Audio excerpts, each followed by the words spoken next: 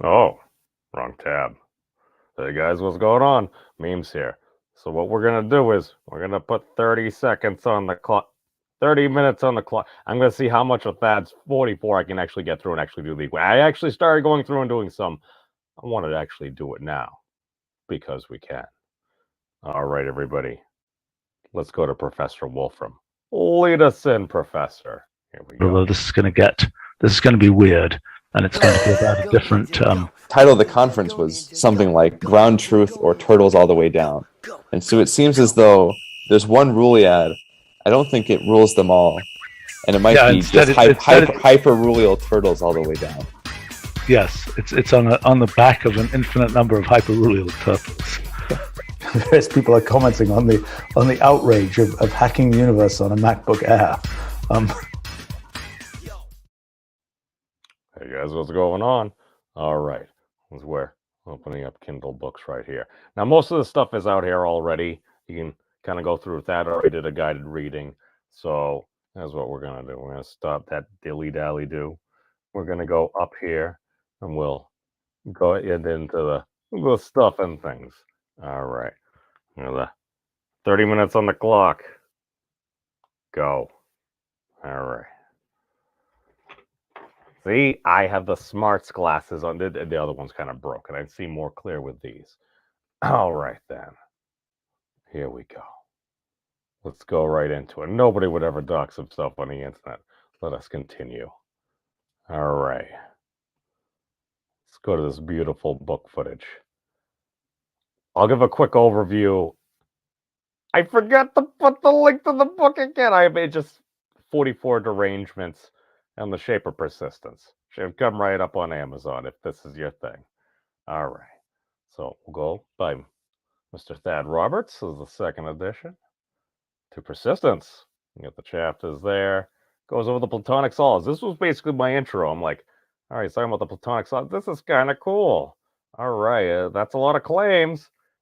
And then the muon G2 results came out the next day. Does it? Does the model conform with experiment?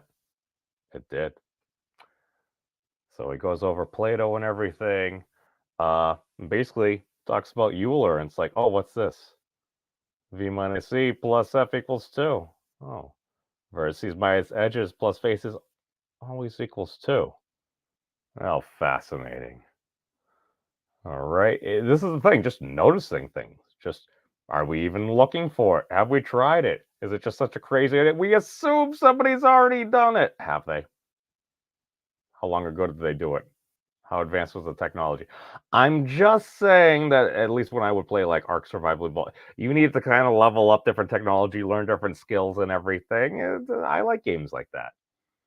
But go through Galileo, just different modes of thinking and everything. So basically, we got the parameters of quantum field theory here. Those are the measurements. I think is the muon updated. Muon G factor. No. Wait, is this the first or second edition? Now I'm confused. These things happen. How's the second edition? Oh, okay. I think he has them updated later. Dun, dun, dun, dun. I'm sorry, I have Ultimate Battle playing in the background. But he goes through the decomposition. So basically, the simplest manifold. So basically, was it Edward Thurston? He discovered that the figure 8 knot actually was a hyperbolic knot. And basically, you generate its complement. When you subtract the knot out from it, basically, this is what you generate. Those holes are basically cut in. That was originally a 3D printed model and by Professor Henry Segerman.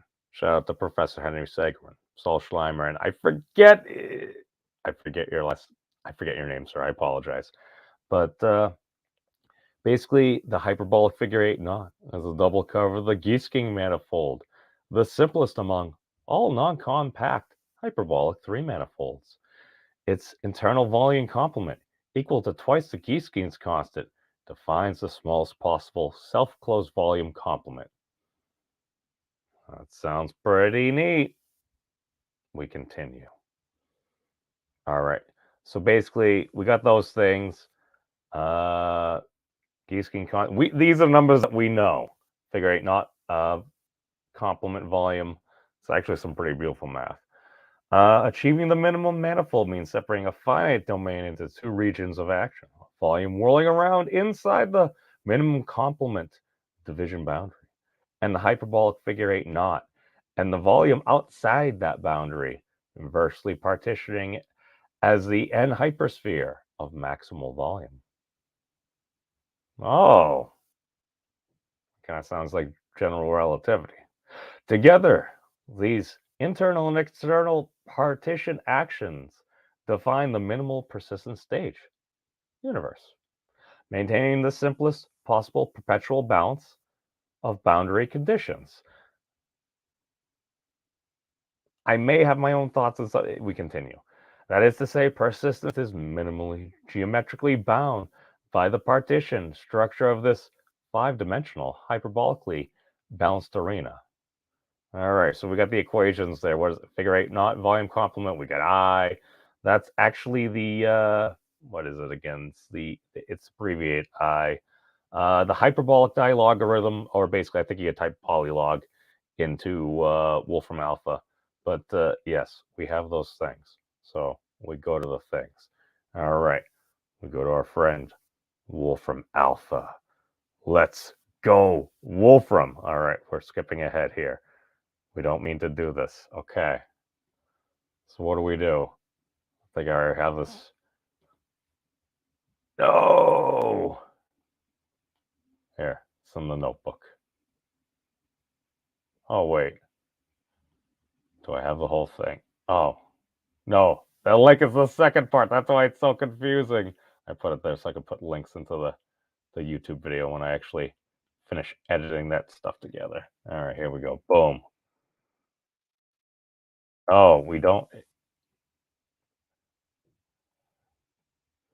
Well.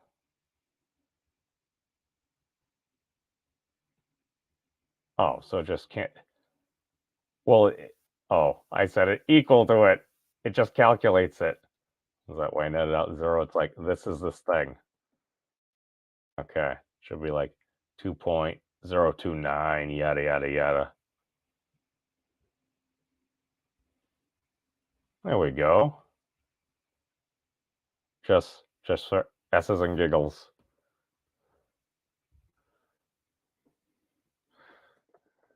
Figure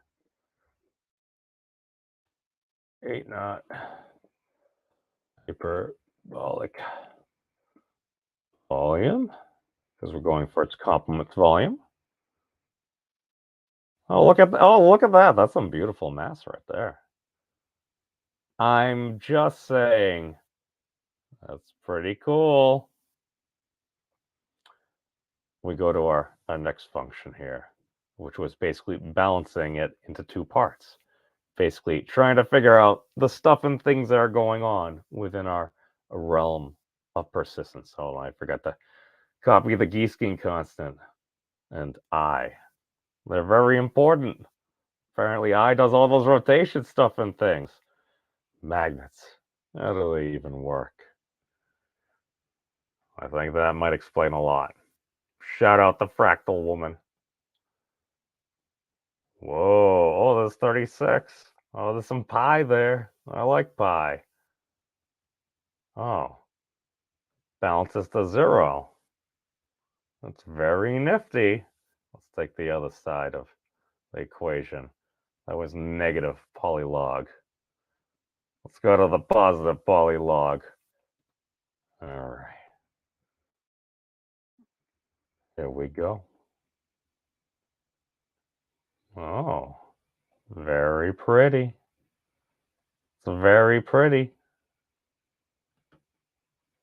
I actually don't. Oh, it's set to I of the Giesking. I could write the Giesking. Oh, it's the Giesking constant stuff in there. Oh, it's pretty nifty. Wait, what did we do with the other one? Oh, we set the thing. We set that equal to 0, and then we set that equal to the action.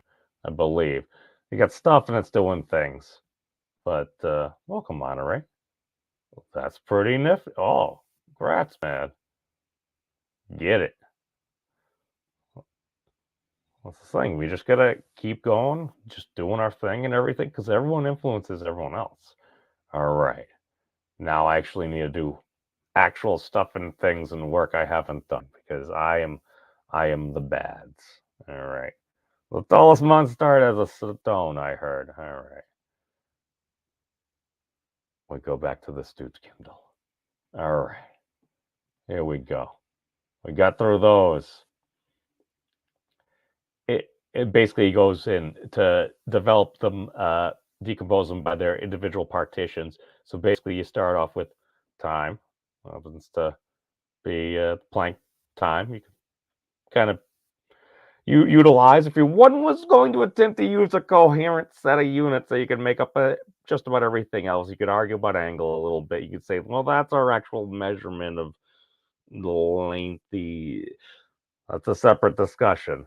But basically, if you use Planck time for time, Planck length for space, so you get time, space, mass, Planck mass.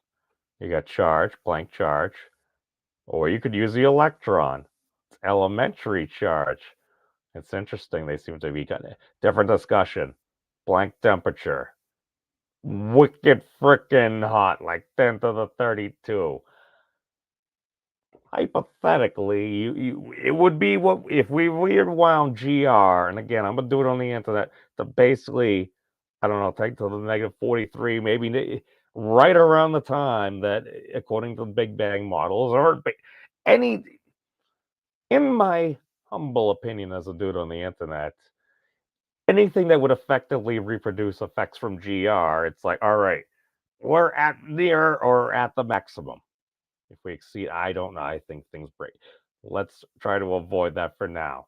But all I'm saying is, all right, you're gonna have probably a bunch of quark gluon plasma. It's gonna be wicked freaking hot. It took like what is it, 380,000 years essentially for it to cool down and start to create some baryonic matter, let the photons, the good old CMB out and everything. Anything like that effect, that would require seemingly an act of creation. Sometimes before creation, there must be destruction. I actually don't know. That wouldn't surprise me. Professor Wolfram is starting his Wolfram Institute for Ruleology and stuff and things. But here's where it's making a lot more sense now. Basically, you got 5 rings here or so. Basically, the minimum partition balance. What are we doing here? Okay. Oh, God. No. That's what happens when we zoom in too much. All right. I should actually really only be doing the equations, but that's fine. We'll do the main one. The minimal arena is 5-dimensional. It decomposes into 5 unique geometric balances. Balance 0 through 4.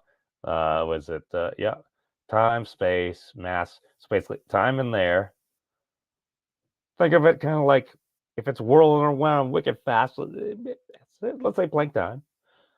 So 10 to the negative 44 there. We get, all right. We got, space. So, yeah, balance 1, that would be space. It goes around there. All right, seems like we're getting outside to the barrier of the complement now. Okay, so you got space. So that's 10 to the negative 35 meters. All right. So, what's this? Balance 3. The mass partition. What we got right here. Okay. So it's balancing there, circle, basically at the end of the complement there. And wow, things are actually starting to make a lot more sense now that I'm actually explaining it. Thank you, Professor Wolfram and Professor Feynman. But yeah, okay, it was 10 to the negative 8 kilograms. It's essentially the mass of a mosquito egg, like a human eyelid. That's something within our realm of we can actually notice those things like without like wicked fancy things, and we've got pretty fancy things to measure stuff and things. So, okay. Wait, no, I skipped ahead. Balance 2 is the Planck mass. There we go. We're just outside. Balance 3 is charge. There we go. We got the charge doing its stuff and things. So because that's basically the level that we really interact on. It's like, all right, we use electricity. This is using electricity right now within all its different components, its chips and everything. It's pretty nifty. Now, basically, that's 10 to the negative 19 coulombs. Or you could use elementary charge of the electron is, what is that, 10 to the minus 18? It's like one magnitude less. Okay. And we go up to the big fella here. Planck temperature, 10 to the 32 Kelvin. The hypothetical max temperature. It's like, why are there limits? Well, this is what basically what the calculations tell us. There are these limits. Why? Because Planck stuff. These things happen apparently. So yeah. So basically, that sets the boundary on our finite realm of persistence. That is the claim. An n hypersphere of maximal volume. We continue. Yes, as he basically says, yeah, here's what we should be looking for. Funny thing is, if you take what I learned from Professor Keating, to mark all the points on a sphere, apparently, you need to do it like 44,000 times. I'm like, that's interesting. We take the size of the observable universe, like 93 billion light years or so. No. Is it more? I forget. Dimensionality can be confusing. But if you plot that out to 44,000, at least according to some numbers I ran, it gets within the 15 quadrillion light years thing from the other one. It's within the same realm of magnitude. It's maybe like, I don't know, maybe 1 or 2 pi off, which is also, I think a little rougher than that. But we can basically, it's balancing in and of itself. So you get action going in here. You got other stuff happening here. Apparently, there may or may not be a model in the works. I feel with the right know-how, because I know we got the people. I know we got the technology. When I saw Jonathan modeling like those black hole merges and everything, I'm like, we can totally do this. I continue. All right, so here's your derangement balances. We're just going to go with that stuff is there.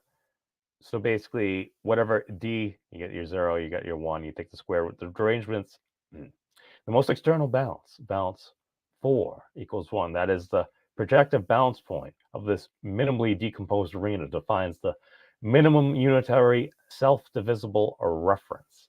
Things that divide 1 divide dimensions. Divide 1, define dimensions. Oh, so it's the 1. The combined action of balance 2 and 3 of purple and red arrows. Okay. The purple arrow going that way, and we got where the heck's the red arrow? Oh, there we go. Yeah. Purple arrow, red arrow. Okay. So that angle's going that way. Rotates the external domain under balance. Oh. How very fascinating. The derangements of this balance close under ideal split factorization, internally defined as the square root of their difference. D0 minus D1. Square roots, and externally as doubled and squared symmetric expressions of those internal factorizations. 2 of D0 minus D plus K squared, closed under simple quadratic connection, plus K. Groovy. Derangement balance, external, we're not going to do all of these. But basically, once you go through, this is what you get. Fat likes expressing as that. So D3, 8, D2, 18, D4, 32. Oh, those seem to be specific orders of magnitude. Internal derangements. D1 is B, the break and scale symmetry, because when you get basically that circle there, it's decomposed into 7 smaller circles there. That's where the Planck time resides. Or there's a lot of beautiful pictures as well. That's why the book it comes recommended by at least one other person than me. Seems like a pretty smart dude. Maybe I'll have him on. Totally biased, but and we go through there. Okay, breaking scale symmetry times 5 dimension, or it's 35, and D0. It's a factorization of basically the 5 dimensions. 44. Oh, I see what you did there, sir. Where n equals 5 being the number of unique rotations partitioning the minimal arena. Factoring of n equals the derangements function. Factor of n equals 44, the number of derangements available to 5 rotations. Oh. B equals 7, the break and scale symmetry between the two eternal balances. See chapter 3 in the external phases. K equals minus 1, 0, and 1. Because you want to define the parameters. You want to say, okay, if you're going to set it equal to 1, because we're saying that defines the dimensionality, you can see what the thing does, right? They get some stuff, see what type of thing it does. See what I did there? It's kind of isomorphic. But basically, no, it's a reflection. What do you do? You have a 1 with a minus sign, minus 1. Okay, 0, whatever the base, whatever, is it doing something? We got 1. That's complete. Complete. Minus complete. Nada. Or maybe you need to do it twice. That's actually very interesting. I wonder if that has something to do with the edges and faces. I don't know. Again, but good to see you, Mark. Welcome, my friend. I'm so far behind right now. Okay. And the 3 external breaking scale symmetry between internal balances. And the 3 external phases. Okay, yeah, 3 surfaces of hyperbolic geometry enclosed by the quadratic form. X squared plus y squared minus z squared equals k. Oh, how very pretty. The 3 external surfaces of hyperbolic geometry.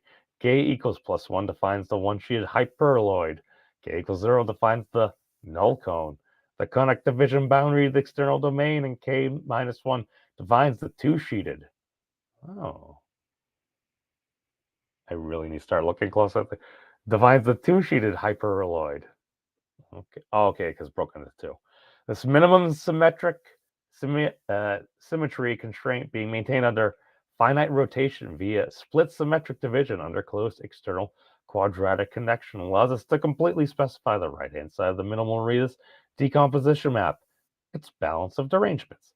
To determine this map further, we note that no matter how complex the interior action of a particular balance is, its exterior expression will always be a hyperbolic rotation of some magnitude. In other words, every outer rotation k is e to the theta k, where e equals Euler's number.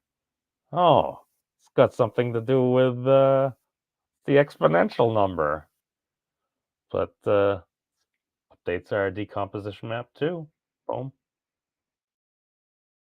Oh, look at that. Oh, it's a negative. Oh, very fancy.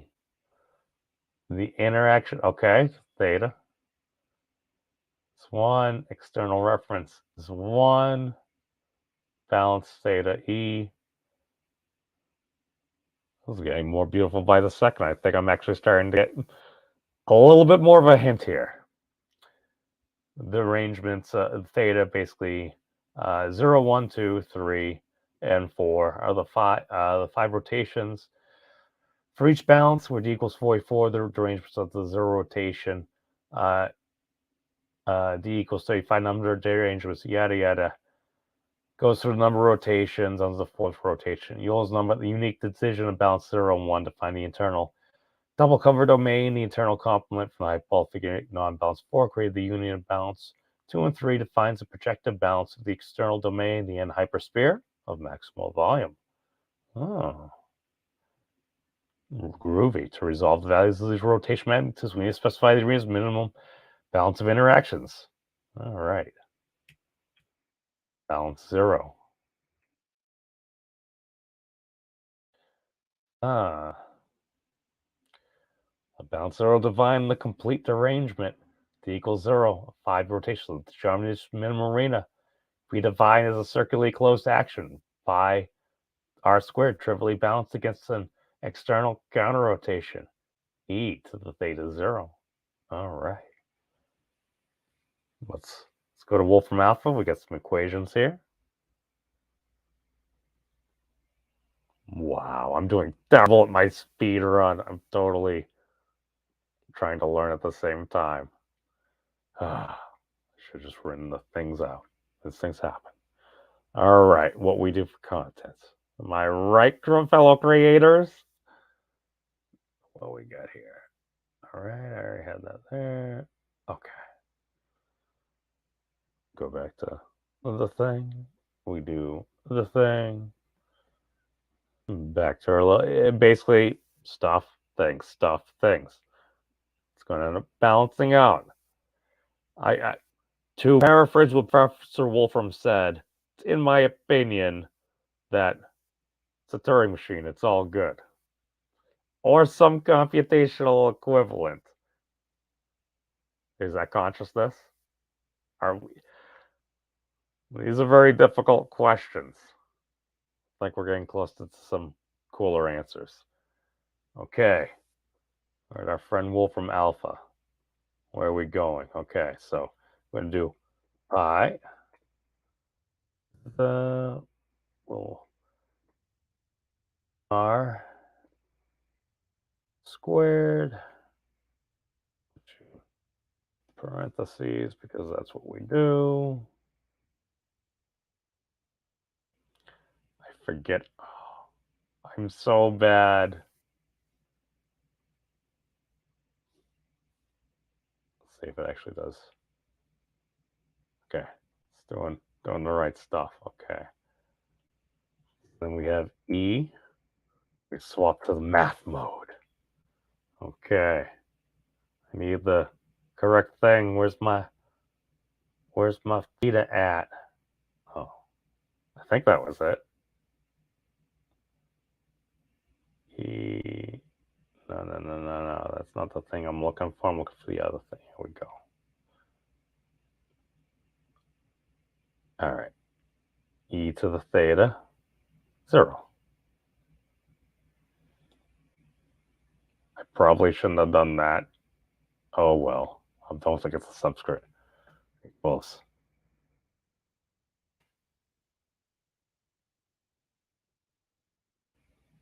I did something wrong.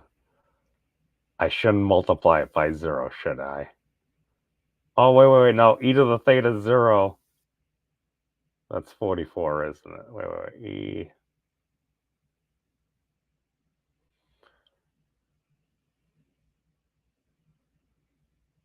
Oh, wait. E to the theta 0 equals D0. D0, yeah, it's 44. Dope. I did it wrong.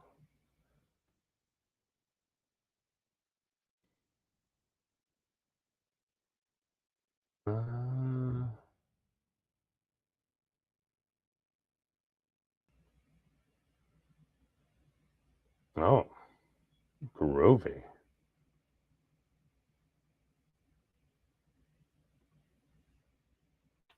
I should probably actually see if this is right. These are things I haven't actually put in before.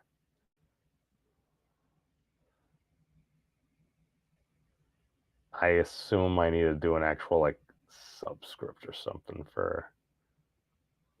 Don't I? Let's see. Oh, it's doing something different. Oh, balances to 0. Look at... Oh, it's doing things. It's got 44s, 11s, and... Whoa. 1, 2, 3, 4, 5 answers. Oh. Oh no, standard computation time exceeded. Go. Wolfram Alpha Pro. I totally upgrade to the Pro Edition. The man doesn't have a Patreon. I'm like, oh my god, sir, you are a gift to humanity. Go to you, Wolfram. He live streams meetings. I'm just like, I mean, if you get nothing to really hide, I'm like, oh, whatever. Might not agree with him. Almost out of time. Oh god, I have 1 minute. Okay. I feel proud of myself. I was so scared about trying all this stuff on like this math. I know I could just put it in, but I'm like, it's like a whole new language. But it's intuitive. A lot of it is natural. Some may say it's the Wolfram language because this is what it is. Noobs like me can attempt to hack the universe. I don't even know what's going on here, but it's very beautiful. I just want to click on these. Oh god. Show me what it does. Oh, this is what that was saying. It's like, there's so much stuff here. It's like, he was basically just trying, it really just reverse engineer quantum field theory. You look at the stuff that's what? I don't even know what to say. What does this even do? Sorry, I'm just so fascinated right now. Go, Wolfram Alpha Pro. Oh god, I'm out of time. Well, as far as we got, what page are we on? Let's just see where we get to right here. I apologize. I'm literally cruising, listening to Dragon Ball. Hold on. Well, here's basically what I've been listening to the whole time. Okay, it's coming back with some results. This is what's been playing in the background. So on Goku. Is there anything interesting? Wait. This could be no root. Oh my god. I mean, it just keeps going? How could it keep going? Would that be an infinite like... Oh, wait. It basically was showing asymptotes. Wow. All I know is... I don't know. I should be asleep by then. I'm sorry. But that's the thing. No, you just keep doing what you're doing. That's the thing. The crazy thing is, I'm like, why the heck... Thank you, Son Goku. I'm like, I just happened to stumble upon this. It's just like, I always heard it was better to be lucky than good. I've been far too lucky in my life. I've lived a life of sin, been bourgeois as F, and I'm like, far better people than me are still around, and I'm here. Gotta try to make the most of what we got. But on that, hey, thank you all for joining. Does everybody be safe? Because all I know is we're on the cusp of some really cool stuff. Although this is going to be weird, and it's going to be about a different. Title of the conference was something like "Ground Truth" or "Turtles All the Way Down," and so it seems as though there's one rule he had. I don't think it rules them all, and it might be just hyper-rule turtles all the way down. Yes, it's on the back of an infinite number of hyper-rule turtles. Various people are commenting on the outrage of hacking the universe on a MacBook Air. Have you guys checked out the Memes of Destruction's channel? He's an interesting dude. I like him.